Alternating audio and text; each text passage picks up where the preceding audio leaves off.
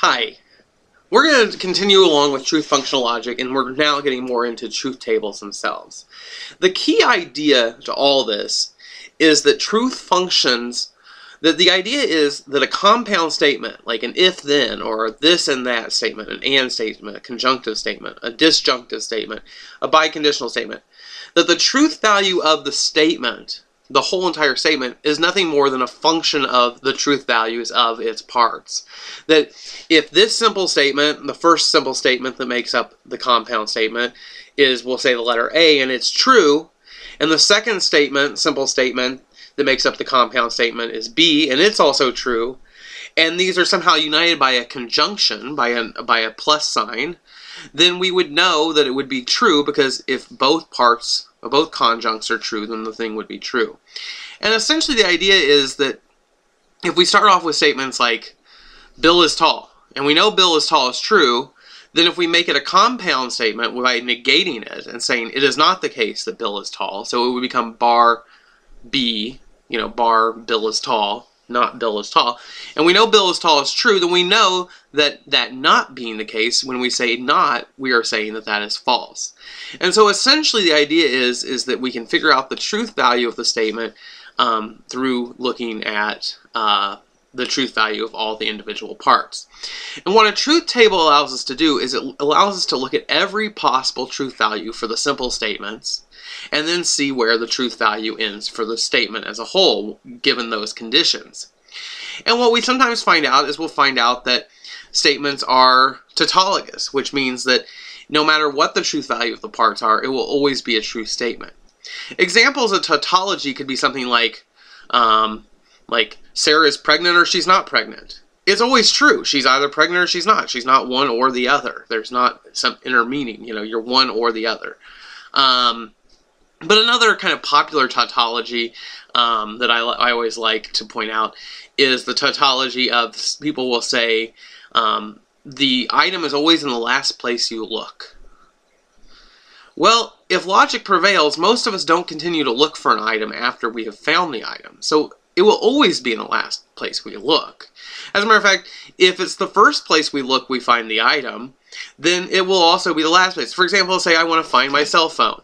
Here's my cell phone, and I'll move it quickly. That way you don't see how quickly, how unsophisticated my non-smartphone is.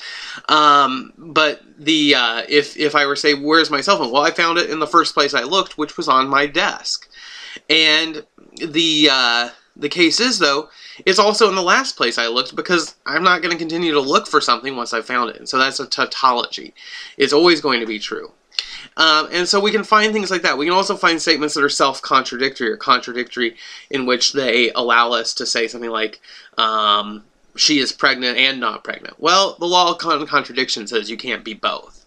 And then we go into comparing statements. But we can also use this, and comparing statements allows us to find out that some statements basically have the same truth value in every case when the parts are true or false. The simple statements, truth values, create a function that is always true or always false on the same lines.